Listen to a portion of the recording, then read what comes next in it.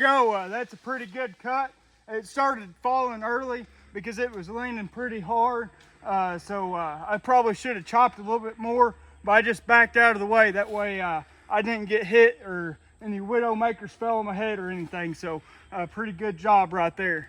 Now it's time to go get some lunch.